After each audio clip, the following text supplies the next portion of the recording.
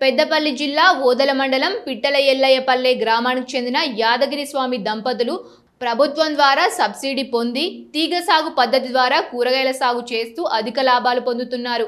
విషయం తెలుసుకున్న ప్రభుత్వ విప్ పెద్దపల్లి ఎమ్మెల్యే విజయరమణారావు దంపతులను ఘనంగా సన్మానించారు.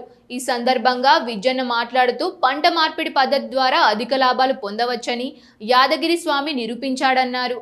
తనకున్న భూమిలో కొంత భాగాన్ని కూరగాయల సాగు చేస్తూ అధిక లాభాలు పొందుతూ రైతులకు ఆదర్శంగా నిలుస్తున్న దంపతులను అభినందించడం సంతోషంగా ఉందన్నారు. స్వామిని ఆదర్శంగా తీసుకొని రైతులు పంట మార్పిడిపై అవగాహన పెంచుకోవాలని తెలిపారు.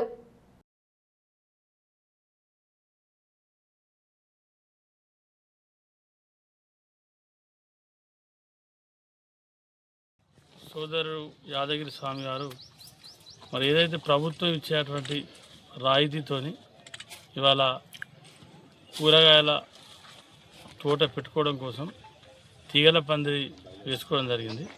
ఈ 10 గుంటలల్లో 50,000 సబ్సిడీ రావడం, మరి ఇవాళ బీరకాయ, దొండకాయ, అదేవిధంగా కాకరకాయ, చిక్కుడుకాయ అంటే 4-5 రకాల పంటలు ఇలా పెట్టుకోవడం జరిగింది. మరి ఏంటంటే ఇవాళ ప్రభుత్వం కూడా పెద్ద ఎత్తున పంట మార్పిడి చేయాలని చెప్పి పంట మార్పు అయితే ఖచ్చితంగా పంట మార్పిడి చేయాలనేది ప్రభుత్వ ఆలోచన.